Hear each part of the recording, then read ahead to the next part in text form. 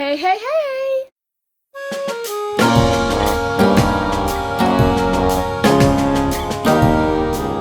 On se retrouve aujourd'hui dans une nouvelle vidéo qui va être la pile à lire de l'été, donc de juillet à août, hein, c'est très petit. J'ai pas fait une pile à lire énorme, vous allez me dire, pour seulement 2 mois.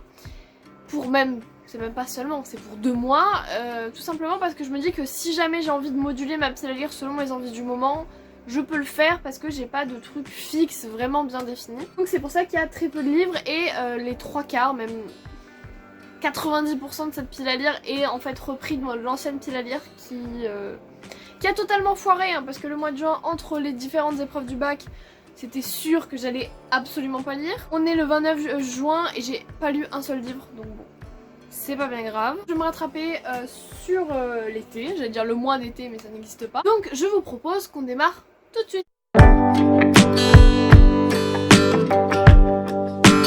D'abord, ma lecture en cours, il s'agit des enquêtes de Jane Austen de Julia Golding, donc le tome 1, le fantôme de la baille chez Albin Michel. On est jeunesse, pardon, on est sur une couverture vraiment très très belle. Alors en gros, pour vous expliquer rapidement, on suit la jeune Jane Austen dans sa jeunesse, donc voilà. Et elle va se rendre dans un manoir qui serait apparemment hanté. C'est un roman inspiré de le roman de Jane Austen, Northanger Abbey, et apparemment à chaque fois, pour chaque roman qu'a pu écrire Jane Austen, l'autrice prend l'inspiration en fait dans ce roman pour écrire une aventure avec Jane Austen. Donc je pense que pour cet été ça va être une lecture super bien. Sachant qu'en plus de ça, ça va forcément me donner envie de lire les romans de Jane Austen. Donc j'en ai deux, j'ai Orgueil et Préjugés et Raison et Sentiment. Donc je pense que dans l'été vous allez les voir passer, étant donné que ça me donne très envie de les lire. Alors cette fois vous l'avez pas vu dans la palle du mois de juin. Il s'agit de 10 bonnes raisons de te détester de Emma Green chez Addictive. Alors je sais pas si on voit, ouais on voit bien, il y a une énorme trace. Pas bien grave mais bon. Si je dis pas de conneries, ça se passe à Hawaï, donc voilà, très été, très plage, machin. Donc je me dis que pour l'été ça peut être bien, même si bon c'est les Addictifs, c'est des grosses bricasses pour 400 pages. Ça m'a toujours fumé, ils font 8000 pages, mais en fait ils en font que 300. Donc voilà, je me dis que dans la valise cet été, petit roman de plage, en plus c'est une romance, c'est un espèce d'enemy to lovers, enfin voilà, c'est du Emma Green, mon tout premier Emma Green. Donc voilà, c'est parti. Un revenant de la pile à lire du mois de juin, La carte des confins de Marie Réplin chez Pocket Jeunesse, donc c'est le tome 1. Voilà, c'est une histoire de pirate, donc ça se passe à la mer, donc je me dis qu'en été, il y a moyen que ça passe bien. En plus de ça, je le vois passer partout, sur tous les réseaux sociaux que je peux avoir.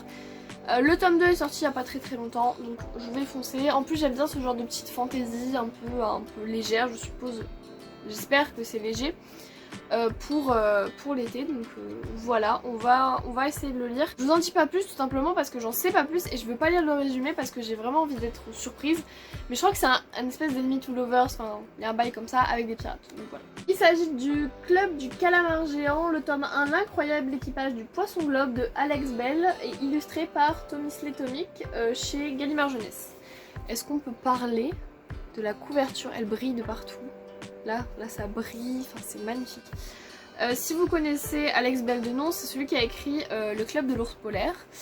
C'était déjà un roman qui me faisait de l'œil quand il est sorti, mais bon, l'Antarctique, la glace, c'est pas trop mon fort. Alors que là, les fonds marins, j'ai une passion pour les fonds marins. Si vous l'avez toujours pas compris, j'ai une passion incroyable pour les fonds marins. Donc quand je l'ai vu, j'ai absolument craqué. Mais vraiment, c'est-à-dire que je devais même pas acheter de livre, j'ai craqué mon slip. Alors le orange ça fait très bizarre parce que bah en fait, comme vous pouvez le voir à part lui qui est vert, ils sont tous bleus. Et du coup je me dis les fonds marins orange ça fait très bizarre mais en même temps il est très tape à l'œil, j'aime beaucoup la couverture. Franchement il est magnifique.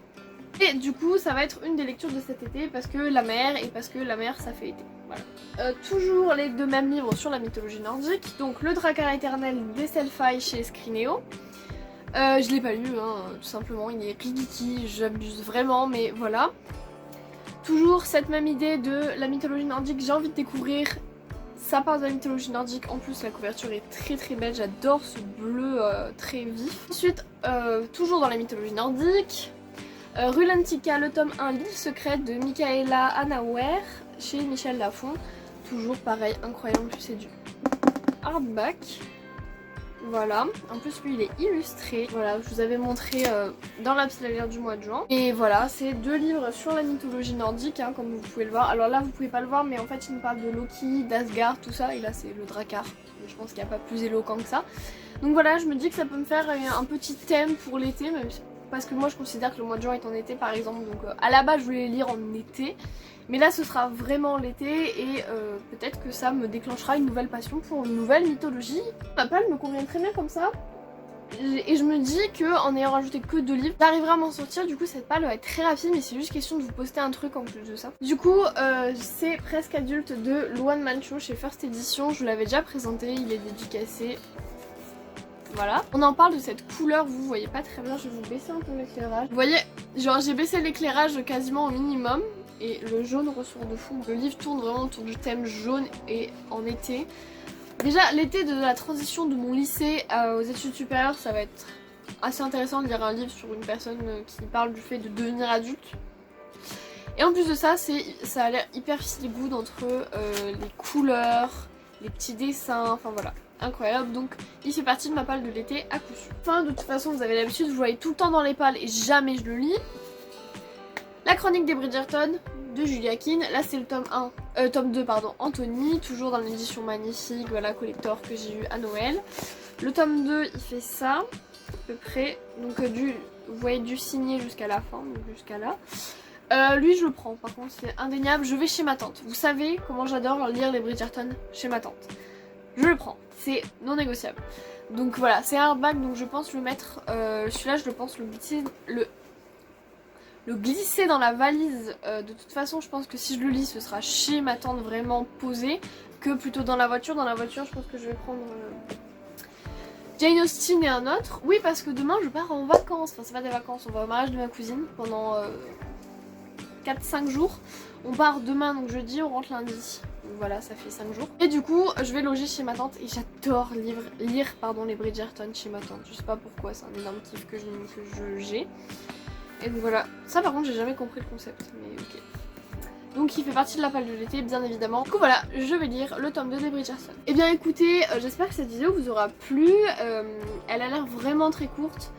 Mais en même temps c'est question de vous présenter ma palle et de vous poster un truc par la même occasion parce que ça fait un petit moment que je suis absente, mais entre les examens et plein de rendez-vous médicaux que j'ai pu avoir ça a été assez compliqué. Non, à part ça je compte quand même, il y a un vlog en préparation déjà. Il y en a un deuxième que je compte commencer demain du coup quand je pars en vacances, donc faire vous savez mes semaines. Alors là je pense que je vous ferai un vlog à part entière pour mes vacances entre guillemets et après je ferai des vlogs semainiers comme je faisais d'habitude. Voilà, cette fois j'espère m'y tenir, mais bon il n'y a pas de raison que je ne m'y tienne pas. Je vous dis à très bientôt, ayez de bonnes lectures, passez de bonnes vacances et je vous fais plein de gros bisous.